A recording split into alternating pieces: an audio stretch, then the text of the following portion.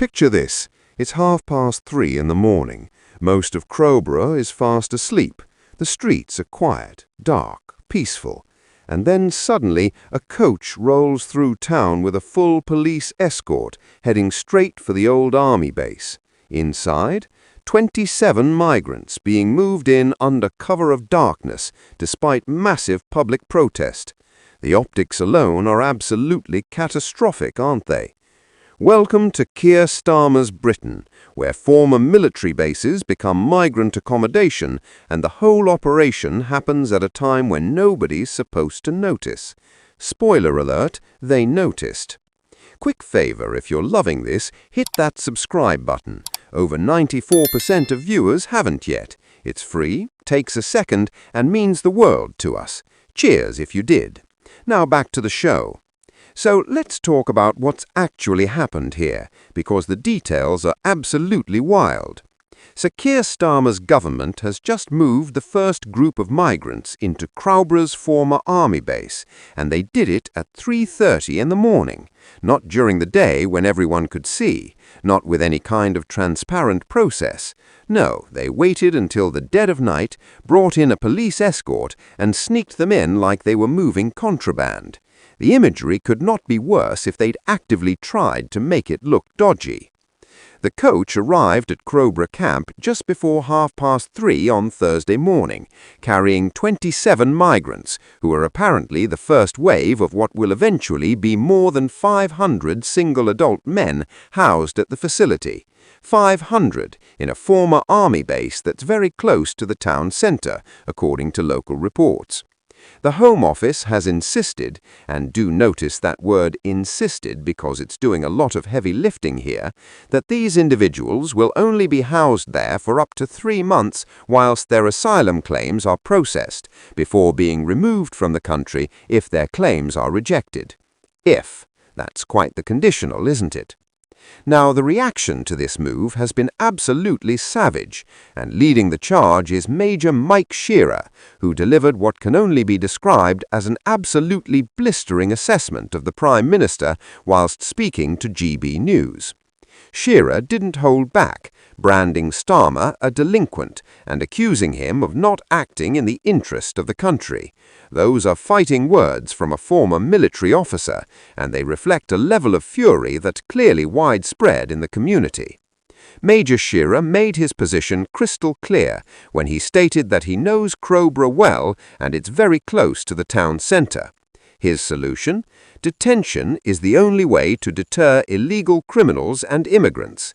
He argued that military bases should be full of soldiers, not criminals, and if the Home Secretary wants a proper solution, he suggests using a British overseas territory, like South Georgia and the South Sandwich Islands, only about 8,000 miles away. Stick them there and process them there. Problem solved. It's blunt, it's controversial, but it's certainly a position. Warming to his theme, Shearer pointed out that South Georgia is 113 miles long, 22 miles wide, with plenty of space. His suggestion?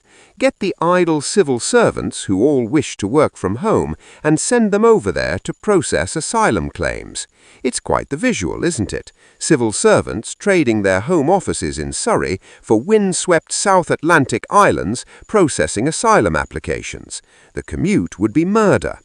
But Shearer wasn't finished. He launched into a broader attack on the Prime Minister, calling him delinquent and arguing that he doesn't act in the interest of the country. He cited the Chagos fiasco, the Chinese super spy embassy situation, and accused Starmer of paving the way for illegal immigrants. Then came the real kicker.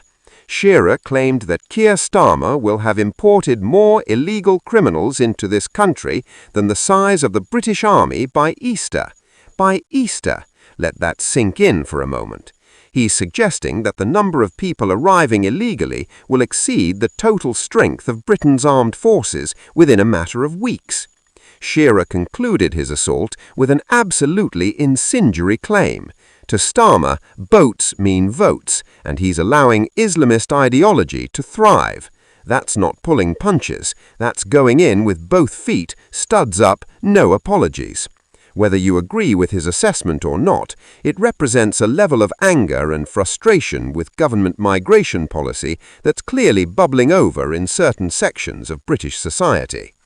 But here's where it gets interesting, because the debate isn't quite as one-sided as you might expect.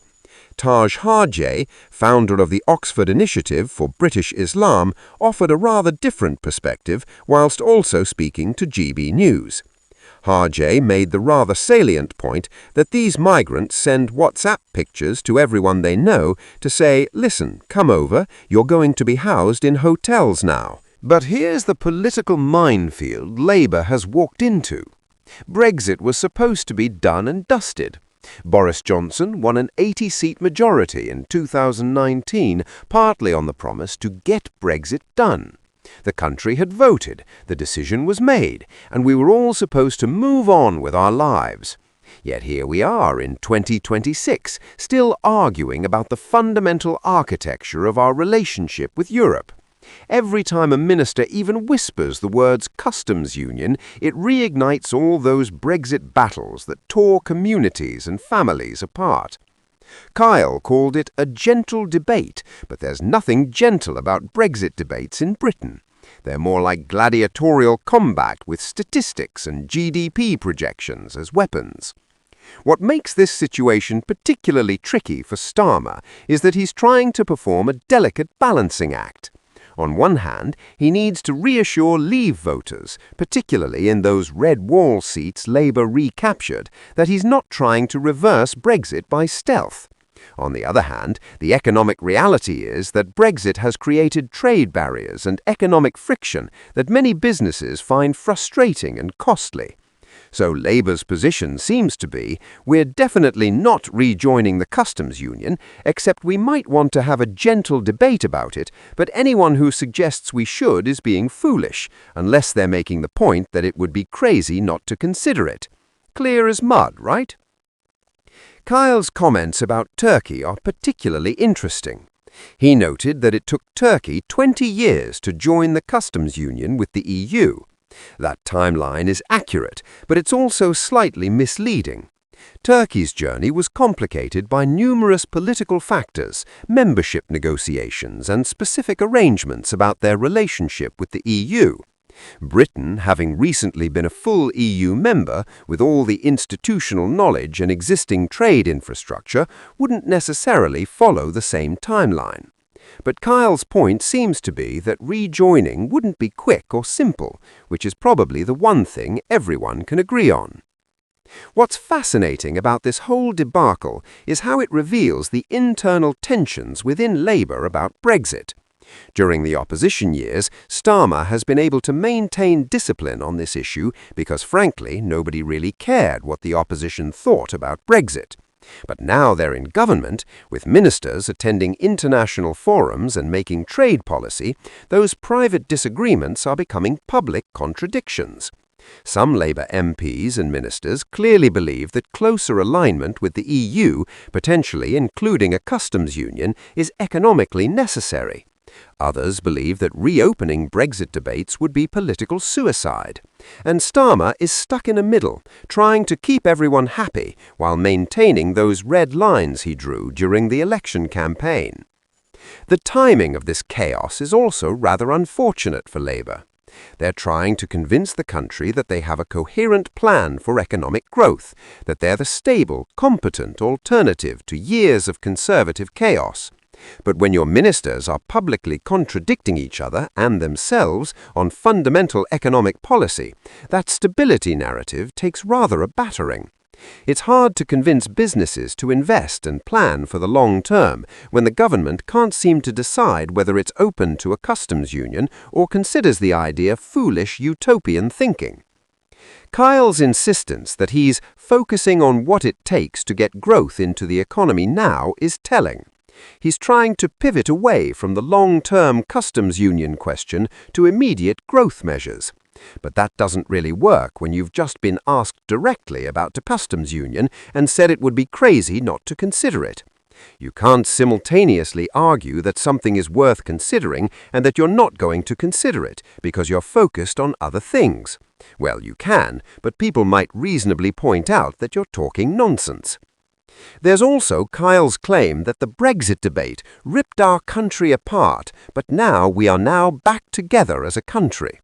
This is the kind of optimistic political rhetoric that sounds lovely, but doesn't survive contact with reality. Brexit didn't just create a temporary disagreement that we've all since resolved with a nice cup of tea and a biscuit. It revealed and deepened fundamental divisions about Britain's place in the world, about immigration, sovereignty, economic priorities, and national identity. Those divisions haven't magically healed because Labour won an election. They're still there, lurking beneath the surface, ready to explode the moment someone mentions customs unions or chlorinated chicken or any of the other Brexit flashpoints. Kyle's attempt to dismiss questions about whether Starmer has lost control of his cabinet is also rather revealing. When a minister has to explicitly deny that the Prime Minister has lost control, that usually suggests the Prime Minister might be having some control issues. It's like when a football club releases a statement saying they have full confidence in their manager. Everyone knows that's code for "we're considering sacking him but haven't quite decided yet." What we're witnessing here is the fundamental problem with Labour's Brexit policy. They want to have a closer, more constructive relationship with the EU. They want to reduce trade barriers and make life easier for businesses. But they also don't want to be accused of betraying Brexit or ignoring the referendum result.